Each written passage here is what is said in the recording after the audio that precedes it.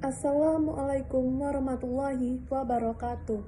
Yang terhormat Bapak Islamuddin selaku dosen kewarganegaraan. Pada hari ini, kami dari kelompok 3 akan mempresentasikan hasil diskusi kami yang berjudul Ketahanan Nasional. Adapun anggota dari kelompok 3 ini ialah yang pertama ada Salsa Ditya Nabila, Sarle Uwereta Giswa, Siska Saputriani, Siti Masita As-Sakinah, Suci Oktavianti, Susanti, Widiawati, Yeni Maharani, Yuli Maya Kartika, Vira Juwita Purba, Anisha, dan Evelyn. Baiklah, langsung saja kami akan mempresentasikan hasil diskusi kami. Apa itu ketahanan nasional? Ketahanan berasal dari kata tahan, yang artinya tahan menderita, tabah kuat, dapat menguasai diri, tidak mengenal menyerah. Ketahanan berarti berbicara perihal kuat, keteguhan hati, atau ketabahan. Jadi, ketahanan nasional adalah perihal kuat, teguh dalam rangka kesadaran. Sedangkan pengertian nasional adalah penduduk yang tinggal di suatu wilayah yang berdaulat. Dengan demikian, istilah ketahanan nasional adalah perihal keteguhan hati untuk memperjuangkan kepentingan nasional. Baiklah, di sini saya akan menjelaskan tentang ketahanan nasional menurut para ahli. Yang pertama yaitu menurut Sumarno. Ketahanan nasional adalah kondisi dinamis bangsa yang meliputi segenap aspek kehidupan nasional yang terintegrasi. Yang kedua yaitu menurut Harjo Mantaram. Ketahanan nasional adalah keelatan dan daya tahan suatu bangsa untuk mengembangkan kekuatan nasional dalam menghadapi segala tantangan dan ancaman dari dalam atau luar, langsung atau tidak langsung, dan bisa membahayakan kehidupan nasional. Yang ketiga yaitu menurut Suradinata dan Kailan. Ketahanan nasional adalah suatu kondisi dinamis sebuah negara yang memiliki keelatan dan ketangguhan serta mampu mengembangkan kekuatan nasional dalam menghadapi dan mengatasi segala ancaman, gangguan, hambatan, dan tantangan yang datang dari dalam atau luar negeri, dan dapat membahayakan kelangsungan hidup bangsa serta perjuangan bangsa dalam menjaga tujuan nasional. Selanjutnya tentang sejarah lahirnya ketahanan nasional. Ketahanan nasional memiliki latar belakang sejarah kelahirannya di Indonesia. Gagasan tentang ketahanan nasional ini bermula pada awal tahun 1990-an. Tahun 1960-an terjadi gerakan komunis Filipina, Thailand, Singapura, dan Malaysia. Menyadari atas berbagai kejadian tersebut, semakin memperkuat gagasan pemikiran tentang kekuatan apa yang seharusnya yang ada dalam masyarakat dan bangsa Indonesia agar seutuhnya dan kedaulatan bangsa dan negara Indonesia terjamin di masa-masa yang akan mendatang. Pada tahun 1969, lahirlah istilah ketahanan nasional yang menjadi pertanda dan ditinggalnya konsep kekuatan, meskipun dalam ketahanan nasional sendiri terdapat konsep kekuatan.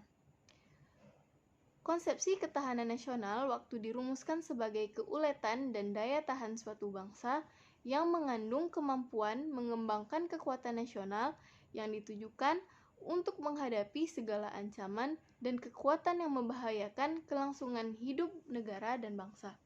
Baiklah, sekian yang dapat saya sampaikan. Assalamualaikum warahmatullahi wabarakatuh. Unsur ketahanan nasional. A. Gatra penduduk. Penduduk suatu negara menentukan kekuatan atau ketahanan nasional negara yang bersangkutan. Faktor yang berkaitan dengan penduduk negara yaitu: yang pertama, aspek kualitas. Aspek kualitas mencakup tingkat pendidikan, keterampilan, etos kerja, dan kepribadian. Yang kedua, aspek kuantitas. Aspek kuantitas mencakup jumlah penduduk, pertumbuhan, persebaran, perataan, dan perimbangan penduduk di tiap wilayah negara. Wilayah. Wilayah turut menentukan kekuatan nasional negara yang meliputi: yang pertama, bentuk wilayah negara dapat berupa negara pantai, negara kepulauan, atau negara kontinental. 2. Luas wilayah negara. 3. Posisi geografis, astronomis, dan geologis negara. 4. Daya dukung wilayah negara. Ada wilayah yang habitable dan ada yang unhabitable. C. Gatra sumber daya alam. Terbagi menjadi 4, yaitu potensi sumber daya alam. Wilayah yang bersangkutan mencakup sumber daya alam hewani, nabati, dan tambang. Yang kedua, kemampuan mengeksplorasi sumber daya alam. Yang ketiga, pemanfaatan sumber daya dengan memperhitungkan masa depan dan lingkungan hidup. Yang keempat, kontrol atas sumber daya alam. Gatra di bidang ideologi.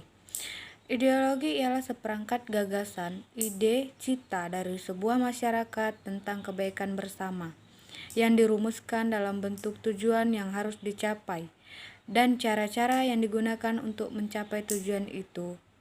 Nah, fungsi pokok ideologi dalam mendukung ketahanan nasional yaitu: yang pertama, sebagai tujuan atau cita-cita dari kelompok masyarakat yang bersangkutan. Yang kedua, sebagai sarana pemersatu dan masyarakat yang bersangkutan. Selanjutnya, pendekatan Astragatra ialah sebuah pendekatan yang melihat kehidupan nasional sebagai sebuah sistem terdiri dari 8 gatra yang saling mempengaruhi satu sama lain. 8 gatra itu meliputi aspek alamiah Trigatra dan aspek sosial Pancagatra. Aspek Astragatra. 1. Aspek alamiah Trigatra. Ketahanan nasional terdiri dari letak geografis negara, kekayaan alam, keadaan dan kemampuan penduduk. Aspek sosial Pancagatra. Ketahanan nasional terdiri dari ideologi, politik, ekonomi, sosial budaya, pertahanan, dan keamanan, yaitu ancaman bagi ketahanan bangsa di era globalisasi. Beberapa bentuk ancaman menurut doktrin Hamkamnas atau Catur Dharmaika Karma yaitu: yang pertama, ancaman di dalam negeri. Ancaman dalam negeri menjadi tantangan tersendiri bagi bangsa Indonesia dalam mengukuhkan ketahanan nasional bangsa Indonesia. Dalam berbagai kondisi ancaman yang berasal dari dalam negeri, ancaman ini bisa berupa pemberontakan, subversi, kudeta, atau apapun namanya yang berasal atau terbentuk dari masyarakat Indonesia. Ancaman dari luar negeri. Dalam bentuk fisiknya, ancaman seperti ini dapat kita jumpai dalam beberapa istilah di bawah ini yang sangat akrab di telinga kita, antara lain infiltrasi, subversi, dan intervensi dari kekuatan kolonialisme dan imperialisme, serta invasi dari darat, udara, dan laut oleh musuh dari luar negeri. Namun dalam bentuk non-fisiknya, ancaman seperti ini jauh lebih berbahaya dari sekedar perang fisik. Ia bisa berwujud perang pemikiran, propaganda global, pelemahan sistem kehidupan yang bersentuhan dengan sensitivitas agama, ras, budaya, dan lain-lain. Hal ini jika tidak disadari dan dibiarkan berlarut-larut akan memicu kemerosotan suatu bangsa, dimulai dari kemerosotan finansial hingga kemerosotan moral. Akhirnya jatah sebuah peradaban tersebut untuk tetap eksis dalam kancah dunia tinggal menghitung hari saja. Baiklah, hanya itu saja materi dari kelompok 3 yang dapat kami sampaikan. Lebih dan kurangnya kami memohon maaf. Wabillahi wa taufiq wa hidayah. Wassalamualaikum warahmatullahi wabarakatuh.